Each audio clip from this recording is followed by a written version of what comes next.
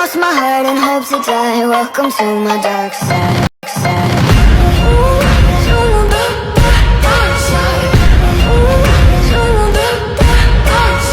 Nagsimula ang kwento sa 500 taon na ang nakalipas, isang kakaibang pagula ng mga meteor ang dumadaan sa kalawakan at bumuo ng isang napakalaking itim na butas. Parang mga bituin na naglulupad, walang bilang na mga halimaw ang lumabas mula dito. At binansagan ng tao ang mga ito ng pangalang, masamang mga espiritu. Ang masamang mga espiritu ay kumakain ng mga tao at para sa atin na napakahina, wala tayong paraan ng paglaban. Ang mga natirang tao ay napilitang magtatag ng maraming lugar ng kaligtasan. At sa gayon, nagsimula ang digmaan laban sa masamang mga espiritu. Hindi nagtagal, in-extract ng mga tao ang espesyal na sangkap mula sa masamang mga espiritu.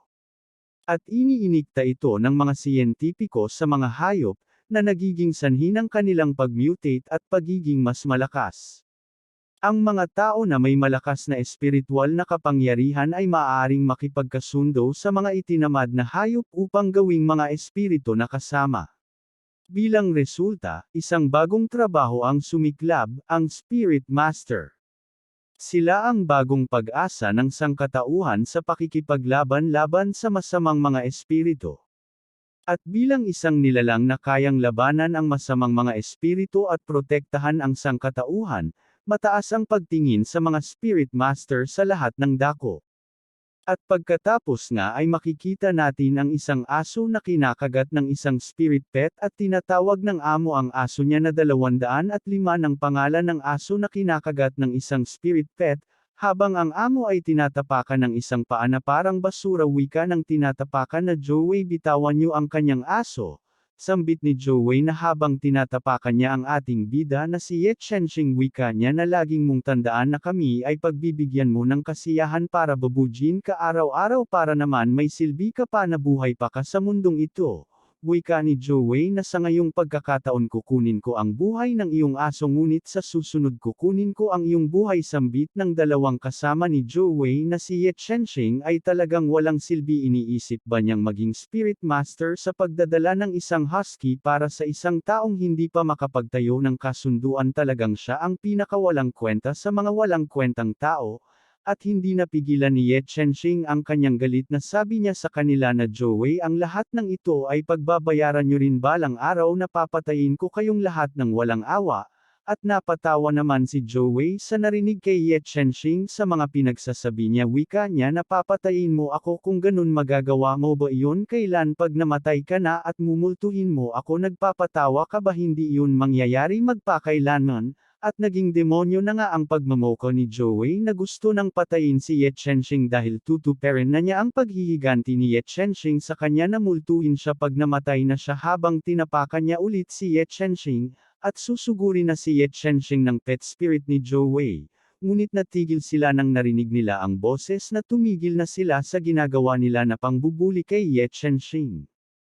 Ang nagsasalita pala ay isang babaeng napakaganda sinabihan sila na napatay niyo na ang kanyang alagang aso at pinagbagbag niyo na si Ye Chenxing, at tiningnan lang niya ang tatlo ng walang takot sambit niya na anuman ang mangyari. Siya pa rin ay aking kapatid na bunso sa pangalan kaya't huwag mo siyang gawing mahirap para sa akin. At habang dumaan siya sa tatlo ng walang pakialam sinabihan siya ni Joey na sige alang-alang sa'yo Senior Roxy pala ang pangalan ng babae kaya tatawagan natin siya sa pangalan niya at sabi ulit ni Joey na sige pababayaan ko na lang muna ang taong basurang ito.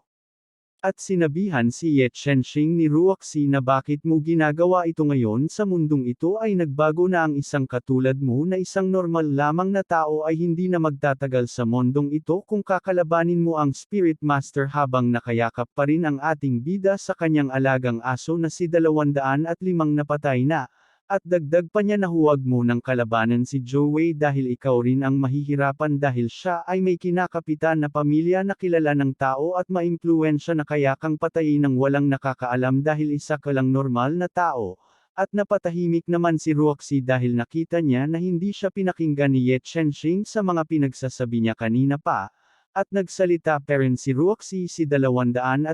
ay patay na Ye Chenxing, wag ka nang malungkot dahil isa lamang itong normal na aso, ngunit sinabihan siya na Lin Roxy, wag mo na akong pakalmayan dahil isa ka ng spirit master, hindi mo maiintindihan ang nararamdaman ko dahil hindi tayo magkatulad. Habang umiiyak si Ye Chenxing, pinapangako niya na maging spirit master siya balang araw. Kapag nangyari iyon ay magpapalakas ako hanggang maabot ang tugatog na kapangyarihan na lumakas para lampasan ang lahat ng tao at nang mamaliit sa akin. Habang gumagawa na si Ye Chenxing sa libingan ni 205, at kukunin na niya si 205 para ilibing, niyakap niya ito dahil ito na ang huling yakap niya kay 205 dahil ililibing niya na si 205. Nasambit niya na ikaw lang ang nakasama ko na nagmamahal sa akin, nang nabubuhay ka pa na ako'y nahihirapan sa mondong ito, pinapangako ko na ipaghihiganti kita sa gumawa sa'yo. Habang nahulog ang dugo niya, at biglang nagulat siya sa nakita.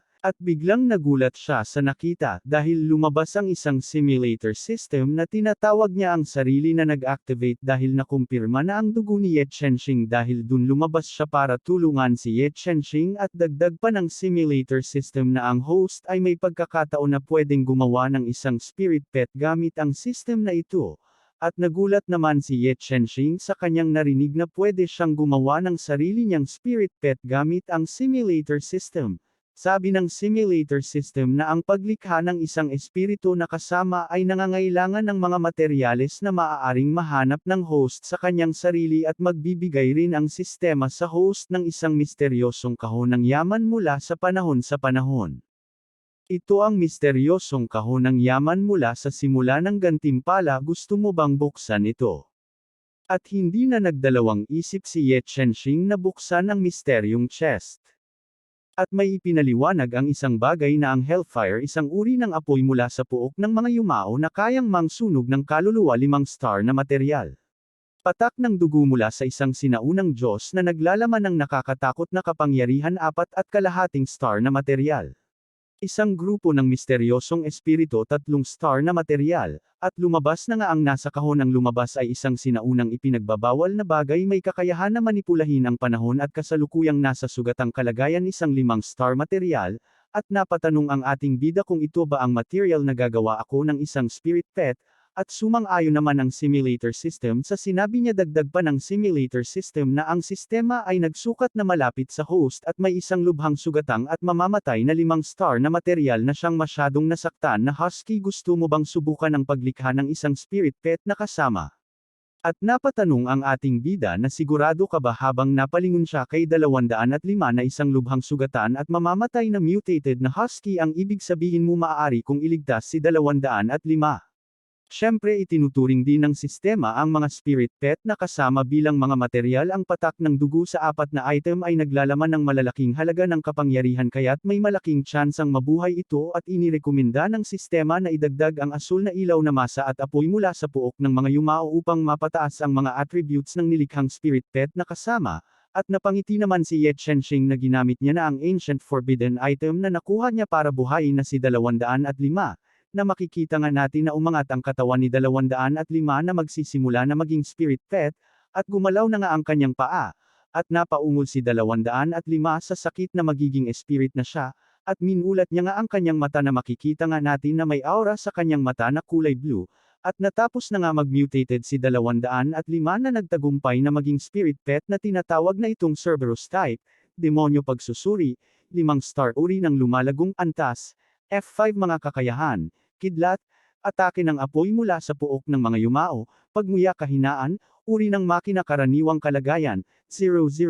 Ang pag-evolve ay hindi pa nakumpirma at napasabi si Ye Chenxing na isang Cerberus. Ang ibig sabihin nito ay si 205 na nag-evolve sa Cerberus, at sinabi na ng simulator system na ang paglikha ng spirit pet na kasama ay kumpleto na. Ang host ay nakabuo ng spirit pet na kasama para sa unang pagkakataon at gagantimpalaan ng sistema ng kasanayan dagdag isa, at ang host ay maaaring pagsamahin ang dalawang kasanayan ng espiritu na kasama at mangyaring pumili ng dalawang kasanayan. At napasabi ang ating bida na maaari ko pa nga palang pagsamahin ang mga kasanayan ng spirit pet na kasama. Ang ibig sabihin ba nito magagamit ko ang kakayahan ni 205? At pinili na nga ni Ye Chenxing ang kanyang skill na Nether Fire Streak and Shock, At sinabi ng simulator system na ang soul shock, bumabagsak ng kuryente na nakatarget na hindi higit sa 2 antas sa iyo at naaapektuhan ang kanilang lakas sa laban at ang Nether Fire Strike, tumatawag ng apoy mula sa puok ng mga yumao upang atakihin ang maaring magdulot ng pisikal at kaluluwa ang pinsala. Ang kasanayan ng espiritu na kasama ay matibay na nagiging katibayan. At naramdaman naman na ni Ye Chenxing ang kapangyarihan na pumapasok sa kanyang katawan na sabi niya na parang puno ng lakas ang aking nararamdaman at hindi na kailangan ng 205 na gawin ang anuman, parang kayang-kaya ko na talunin ang isang spirit pet na kasama ng rango F ng mag-isa. At muli na naman sinabi ng simulator system kay Ye Chenxing na aking host mangyaring pumirma ng kasunduan magkasama ang spirit pet na si 205 para mapagmamay-ari niya na si Cerberus talaga si 205. At naalala na nga ni Ye Chenxing ang lahat na dinanas niya na hanggang pagkabata at ngayon na minamaliit siya ng lahat ng tao na tinitingnan siya ng isang parang basura lang sa kanilang tingin at lagi niyang tinatanong ang sarili niya maging pitmaster ba siya dati. At sinabihan siya ng simulator system na aking host huwag ka nang mag-alala at ang pakikipagkasundo sa mga espiritu na kasama na nilikha ng sistema ay may 100% tagumpay na tsansa, at kinagat na ni Ye Chenxing ang kanyang daliri para lumabas ang dugo para matagumpay na ang makipagsundo kay 205, at ninalagay na nga niya sa noo ni 205 at nagsisimula na magliwanag. At nagtagumpay na nga ang paggawa ng kontrata kay 205 na magiging sa kanya na ito, at binati na siya ng simulator system na nagtagumpay na ang paggawa ng pakikipagsundo kay 205, at tinawag si Ye Chenxing ni 205 master at nagulat naman ang ating bida dahil pwede niya nang makausap si 205. At nagpasalamat siya dahil nagkasama muli sila ni 205 dahil maaari na silang magkausap gamit ang pagka-communicate sa isa't isa. At sinabihan niya si 205, maaari mo bang bumalik sa iyong orihinal na anyo bagaman ang iyong anyo ngayon ay talagang Aztec, madali itong matakot ang ibang mga tao sa iyo. At nawala si 205 sa harapan ni Ye Chenxing, na makikita nga natin si 205 na naging normal na aso lang ito at napahanga naman si Ye Chenxing sa nakita kay 205 dahil hindi na ito mapapasin ng mga tao na naging spirit pet na ito. At dagdag pa niya na hindi lang makakapagdulot ka ng kaguluhan sa mga katunggali, magiging parang lobo ka na nagtataglay ng balat ng tupa. Mula ngayon wala nang sino mang maglalakas loob na hamakin tayo muli na parang basura dahil ibabalik natin ang ginawa nila sa atin. Bukas ipapaubaya ko sa mga taong sumakit sa iyo at pagbabayaran nila ang kanilang ginawa sa atin na basura lang ang tingin nila sa atin, kay babalik din natin ang mundo nila bukas. At may nagsisigaw sa building na bakit ka pa bumalik ng ganitong oras, saan ka na naman nagpunta? Ang pinagsasabihan pala ay ang ating bida na si Ye Chenxing na matagal nakauwi at sabi ulit ng kanyang pangalawang ina na bakit marumi ang mga damit mo, sabi ko na sayo noon hindi kita bibilhan ng bago ng damit dahil wala kang silbi sa pamilya na ito at baka mas mabuti pang pumunta ka na lang sa paaralan ng nakahubad sa susunod. At inalis ng ating bida ang kamay ng kanyang stepmother na humahawak sa kanyang balikat at nabigla naman ito. At sinabihan niya si Ye Chenxing na paano mo ba akalaing maaari mo akong baliwalain, anong uri ng asal ang ipinapakita mo, akala mo ba hindi ko kayang palayasin ka at hayaang bumalik ka sa pagiging ulila at batang walang magulang.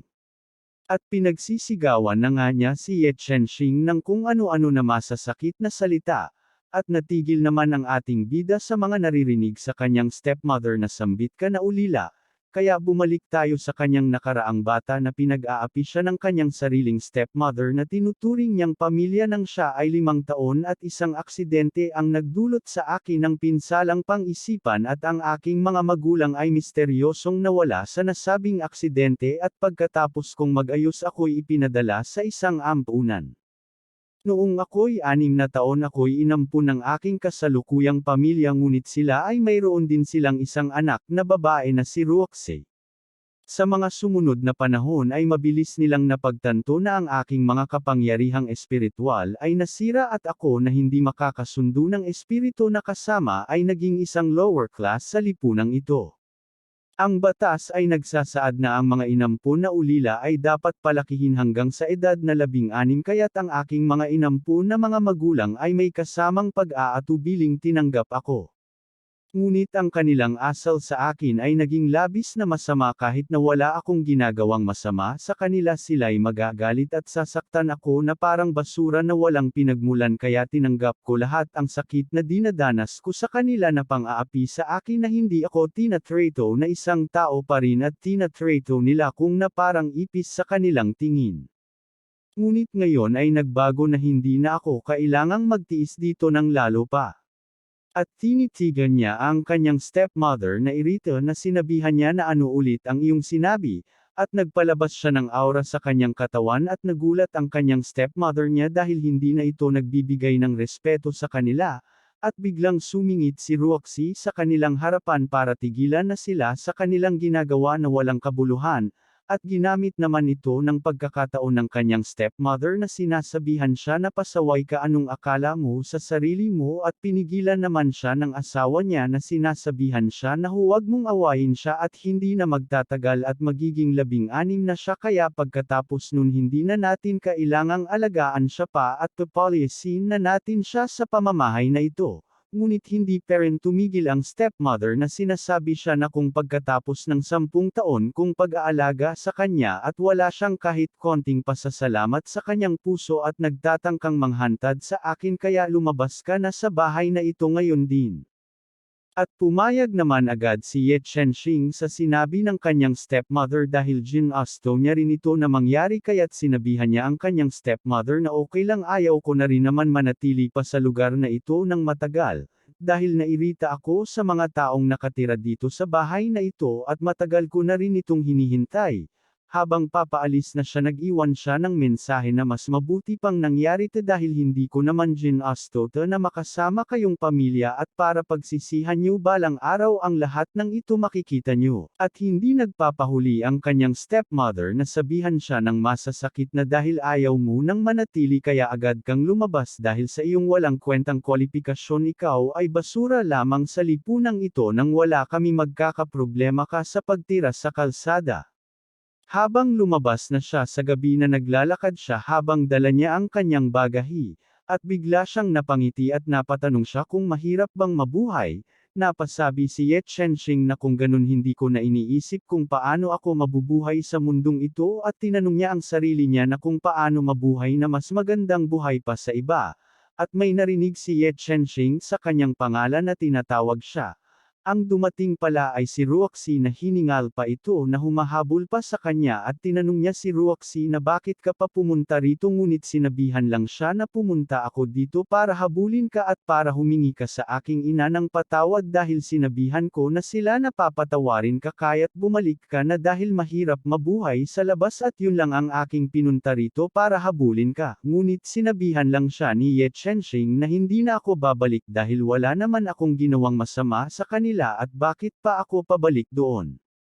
At napapikit naman si Roxy sa kanyang mga naririnig kay Ye Chenxing sa mga sinasabi niya dahil hindi naman maitatanggi ang kanyang sinabi dahil bawat sabi niya ay may katotohanan naman, kaya sinabihan niya na lang si Ye Chenxing na pero kapag nasa labas ka na at kailangan mo ng pera para sa lahat hindi ko kayang tulungan ng marami pero heto para makatulong sa iyo at napatahimik naman ang ating bida sa kanyang narinig sa sinabi ng stepsister niya na ni Roxy at nakikitang pera. At na-touch naman ng bida natin kay Roxy na sambit niya sa isip na kahit na sa pangalan lamang siya ang aking kapatid siya ang tanging hindi ng api sa akin ang pagtawanan ako ng lahat dahil sa hindi ko pagiging espiritong kasama at hindi niya ako masyadong inalagaan pero hindi rin siya sumama sa mga nang-aapi sa akin, at tinanggap naman ito ng ating bida at sinabihan niya si Roxy na ituturing ko ito bilang perang inutang ko sa iyo kaya ibabalik ko ito sa susunod at sumang-ayon naman si Roxy,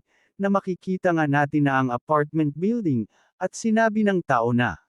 kitang-kita hindi masama diba at singilin kita ng 2,000 kada buwan at ang taong kasama mo sa kwarto napakagandang babae pa. Bagaman siya'y misteryoso at madalas siyang wala sa bahay at masama ang kanyang asal, at pinapaalala ng taba na kahit anong mangyari huwag kang mapadpad sa maling kwarto, sa gabi kundi baka mapatay ka. At nabigla naman ang ating bida sa sinabi ng malaki ang tiyan at napasabi siya sa kanyang isip na malamang ikaw lang ang gumagawa nun, at lumipas ang 2 araw ay makita natin ang isang paaralan, at tinawag ni Joey ang ating bida na isang gabi pa lang pero lahat ng sugat mo ay gumaling na at hindi na masama ang iyong kakayahan sa paggaling dahil masisiyahan na naman kami ngayong araw. Ye Chenxing, patay na ba ang peking espiritu na kasama mo na si 205